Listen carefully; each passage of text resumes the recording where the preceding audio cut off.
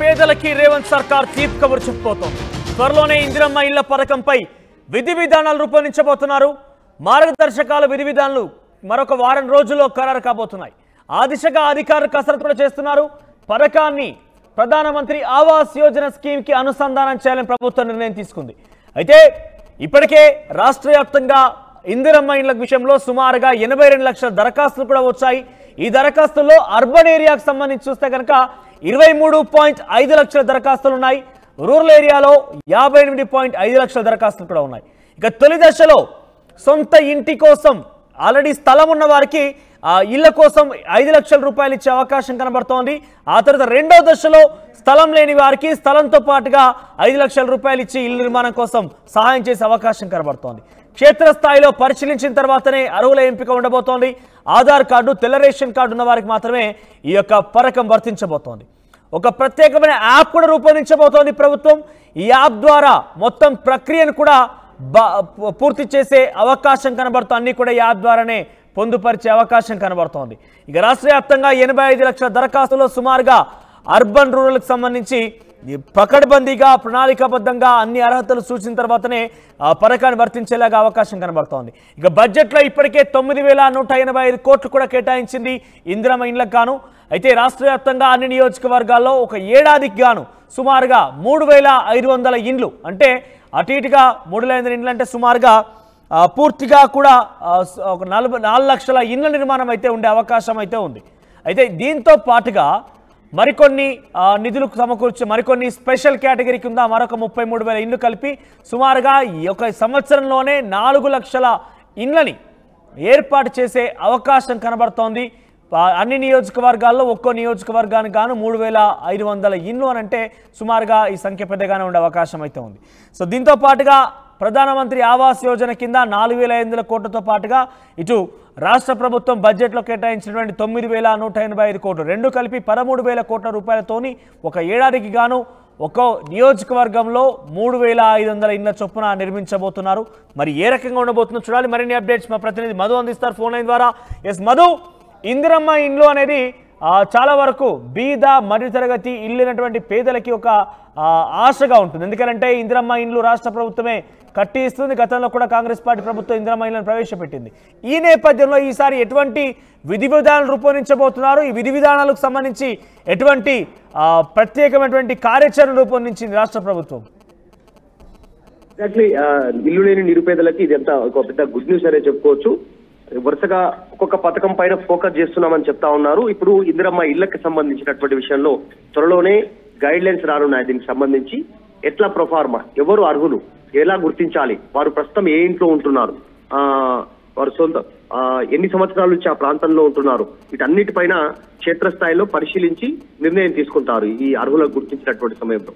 ఇప్పటికే మనం చూసాం రాష్ట్ర బడ్జెట్ లో దాదాపు 9,184 కోట్లు కేటాయించారు డబుల్ బెడ్రూమ్ కి సంబంధించినటువంటి ఇళ్లలో. దీంట్లో అయితే ఈ ఇందిరమ్మ ఇళ్ల పథకంలో సొంత ఇంటి జాగా లేనటువంటి వారికి కూడా సొంత జాగా ఇచ్చి ఇంటిని ఇల్లు నిర్మించుకోవడానికి 5 లక్షల రూపాయలు ఇవ్వాలనేటువంటిది నిర్ణయం తీసుకోవడం జరిగింది. ఒకవేళ సొంత జాగా ఉన్నటువంటి వారికి ఫస్ట్ ఫేజ్ లో వారికి 5 లక్షల రూపాయలు ఇస్తారు. వారు ప్రభుత్వ డిజైన్ ప్రభుత్వం సూచించినటువంటి ఆ డిజైన్ ప్రకారం ఇంటి నిర్మాణం చేపట్టడానికి అర్హులవుతారు. దీనికి సంబంధించి రేషన్ కార్డు, ఆధార్ కార్డు, స్థానికత, ఎన్ని రోజుల నుంచి ఉన్నారు, ఒకవేళ సొంత భూమి వాళ్ళ సొంత జాగానే కలిగి ఉంటే ఆ జాగా అనేటువంటిది ఏ రకంగా వారికి సంక్రమించింది, అంటే పూర్వీకుల నుంచి వాళ్ళ పెద్దల నుంచి వాళ్ళకు వచ్చిందా, లేదంటే వాళ్ళు ఏదో సందర్భంలో కొన్నటువంటి సిచ్యువేషన్ ఉందా, లేకపోతే తరతరాల నుంచి అలాగే కంటిన్యూ అవుతుందా, ఇవన్నీ పరిశీలనలోకి తీసుకుంటారు. సో వీటన్నిటికీ సంబంధించి పకడ్బందీగా ఉండాలి, ఎక్కడ కూడా అవకతవకలు జరగొద్దు అనేటువంటి దానిపైన ప్రభుత్వం భావిస్తా ఉంది.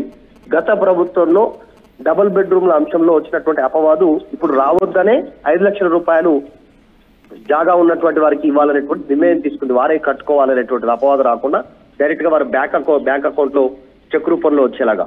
తర్వాత సెకండ్ ఫేజ్ లో జాగా లేనటువంటి వారిని కూడా గుర్తించి వారు ప్రస్తుతం ఎక్కడ నివాసం ఉంటున్నారు, వాళ్ళు ఎక్కడ కోరుకుంటున్నారు, వారి స్వస్థలం ఎక్కడుంది వారు అనేటువంటిది, అక్కడ జాగాకు సంబంధించినటువంటి విషయంలో ప్రభుత్వం ఎంత అందుబాటులో ఉంది, వారు ఏ కేటగిరీలోకి వస్తారా, గ్రామం, మండలము, తర్వాత మున్సిపాలిటీ, ఈ పట్టణ పరిధిలో ఎంతవరకు వస్తారు, ఆ ఏరియాలో వారికి జాగా ఇచ్చిన తర్వాత ప్రభుత్వమే 5 లక్షల రూపాయలు అక్కడ మంజూరు చేసే అవకాశం ఉంది. దానికి సమయం పట్టొచ్చు, కానీ మొదటి దఫాలో మాత్రం జాగా ఉన్నటువంటి వారికి ఇల్లు నిర్మాణానికి ప్రభుత్వం గైడ్ లైన్స్ సిద్ధం చేస్తా ఉంది. వీటన్నిటిని కూడా ఎక్కడ పేపర్ వర్క్ లేకుండా ఇప్పుడు కేవలం ఇప్పుడు అంటే దీనికి సంబంధించిన దరఖాస్తులు ఇప్పటికే తీసుకుని ఉన్నారు కాబట్టి నెక్స్ట్ పేపర్ వర్క్ జరగకుండా అంతా యాప్ రూపంలోనే జరిగేలా, యాప్ లో టోటల్ పూర్తి డీటెయిల్స్ ఉండేలా చేస్తే ఎలా ఉంటుంది అనేటువంటిది ప్రభుత్వం ఆలోచన చేస్తోంది. ఇంకా పూర్తి స్థాయిలో ఖరారు కానప్పటికీ దీనిపైన ఈ ప్రత్యేకమైనటువంటి యాప్ ద్వారానే ఇందిరమ్మ ఇళ్లకు సంబంధించినటువంటి అంశం అంతా కూడా మధు, ప్రధానమంత్రి ఆవాస్ యోజనకు సంబంధించిన పథకాన్ని కూడా దీంట్లో అనుసంధానం చేస్తారని చెప్తున్న నేపథ్యంలో ప్రధానమంత్రి ఆవాస్ యోజన పథకానికి సంబంధించి ఒక డిజైన్ ఉంటుంది, ఇల్లుకు సంబంధించినటువంటి డిజైన్ వేరేగా ఉంటుంది, ఇందిరమ్మ ఇల్లు వేరేగా ఉంటుంది. అంటే డెఫినెట్గా సెంట్రల్ గవర్నమెంట్ ఇది ఆధారపడి ఈ రకంగా పథకానికి సంబంధించి ఎక్స్టెన్షన్ చేయాలి, ఆ నిధులు కూడా వినియోగించుకోవాలన్నప్పుడు వారి పట్టు కూడా ఉంటున్న నేపథ్యంలో రాష్ట్ర ప్రభుత్వం ఏ రకమైన నమూనా రూపొందించింది, ఆ నమూనాలో ఎటువంటి అంశాలు పొందుపరిచింది ఇళ్లకు సంబంధించి?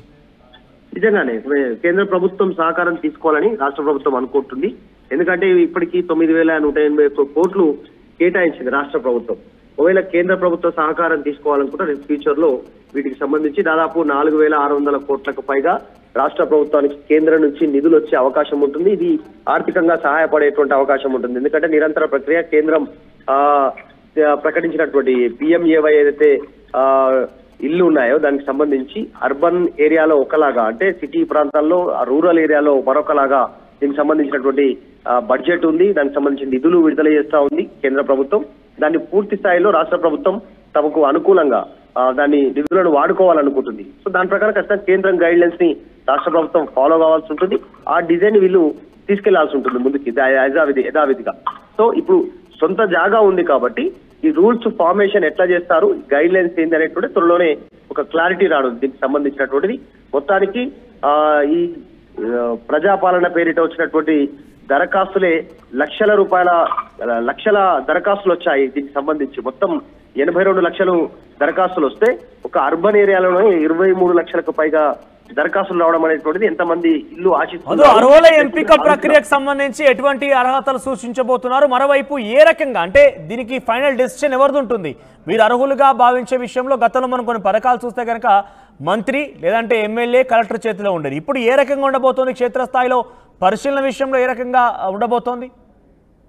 ఎగ్జాక్ట్లీ నిజంగా క్షేత్రస్థాయిలో తనిఖీ చేయాలనేటువంటిది ప్రభుత్వం నిర్ణయం చేసింది. ఇప్పటికే గ్రామం, పట్టణం, మున్సిపాలిటీ, వార్డుల వరకు ప్రత్యేకంగా ఒక పరిశీలన చేయడానికి ఒక అధికారి ఉంటారు. పర్టికులర్ గా లబ్ధిదారులు అర్హులా కాదా అనేటువంటిది తేల్చేందుకు ఒక సర్కార్ ఒక ప్రత్యేక ప్రొఫార్మానే సిద్ధం చేసింది. దీని ప్రకారమే ముందుకు వెళ్తారు. ఆధార్ కార్డు, తెల్ల రేషన్ కార్డు కావచ్చు, వీటన్నిటి పరిశీలిస్తారు. ఇంతకుముందు మనం ఇంతకుముందు మాట్లాడుకుంటే గ్రామంలో ఎప్పటి నుంచో నివాసం ఉంటున్నారు, వారు పర్మనెంట్ రెసిడెన్స్ అయినా లేకపోతే వాళ్ళు మైగ్రేట్ అయ్యి ఇతర ప్రాంతానికి వెళ్ళారా, మళ్ళీ వాళ్ళు ఏ ఏరియాలో కోరుకుంటున్నారు, వాళ్ళ పర్మనెంట్ అడ్రస్ ఆధార్ లో, తర్వాత రేషన్ కార్డులో ఏ అడ్రస్ ఉంది, వీటన్నిటిని పరిశీలనలోకి తీసుకుంటారు. ఏ ఇంట్లో ఉంటున్నారనే వివరాలు కూడా సేకరిస్తారు. ప్రస్తుతం ఉంటున్నటువంటి రెంట్కుంటున్నటువంటి వివరాలు కూడా సేకరిస్తారు. సో వాళ్ళు నిజంగా దరఖాస్తుదారులు నిజంగానే అర్హులై ఉంటే ఇంటి స్థలం వాళ్ళకి సొంతంగా వాళ్ళదే అయి ఉంటే కనుక వారికి ఈ 5 లక్షల రూపాయలు మంజూరు చేయడానికి ప్రభుత్వం సిద్ధంగా ఉన్నట్టుగా తెలుస్తా ఉంది. చాలా పకడ్బందీగా ముందుకు వెళ్ళాలి అనేటువంటి దాంట్లో ఒక ప్రొఫార్మాను ప్రభుత్వం సిద్ధం చేస్తా ఉంది. రైట్ మధు. సో మొత్తం మీద పేద ఇల్లు కోసం ఎదురు చూసేటువంటి పేద ప్రజలకి రాష్ట్ర ప్రభుత్వం ఒక తీపి కబురని చెప్పొచ్చు. సో త్వరలోనే వారం రోజుల్లో పూర్తి స్థాయిలో విధి విధానాలు రూపొందించి ఇందిరమ్మ ఇండ్లకు సంబంధించిన అంశాన్ని తెర మీద తీసుకురాబోతున్నారు. పరిశీలనకి క్షేత్రస్థాయికి అధికారులు వెళ్తారు. మొదటి విడతలో భాగంగా, మొదటి దఫాలో భాగంగా ఆల్రెడీ స్థలం ఉండి ఇల్లు కోసం కట్టుకోవాలనుకునే వారి యొక్క ఆశయాన్ని, లక్ష్యాన్ని నెరవేర్చబోతున్నారు. వారికి 5 లక్షల రూపాయల ఆర్థిక సహాయం చేసి వారిని ఇల్లు నిర్మించుకునేందుకు అవకాశం ఇవ్వబోతున్నారు.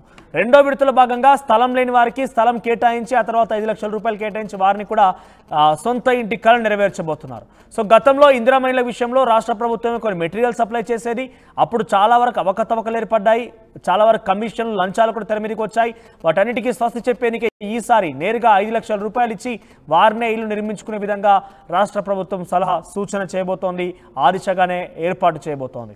తాజాగా ఈ పరిస్థితి పైన ప్రధానమంత్రి ఆవాస్ యోజన పథకాన్ని కూడా అనుసంధానం చేయబోతున్నారు. ఈ నేపథ్యంలో అటు 4,600 కోట్లు కేంద్రం నుంచి రాబోతున్నాయి. 9,185 కోట్లు ఇప్పటికే బడ్జెట్ ప్రవేశపెట్టింది.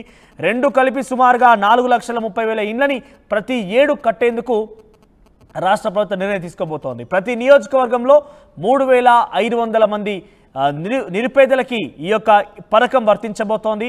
వాటిని పూర్తి స్థాయిలో పరిశీలించిన తర్వాత ఎవరెవరనే విషయాన్ని రాష్ట్ర ప్రభుత్వం తేల్చబోతోంది. అయితే రాష్ట్ర వ్యాప్తంగా ఇటీవల కాలంలో ప్రజాపాలనలో భాగంగా 82 లక్షల దరఖాస్తులు వస్తే దాంట్లో రూరల్ ఏరియాలోనే చాలా పెద్ద ఎత్తున దరఖాస్తులు వచ్చాయి.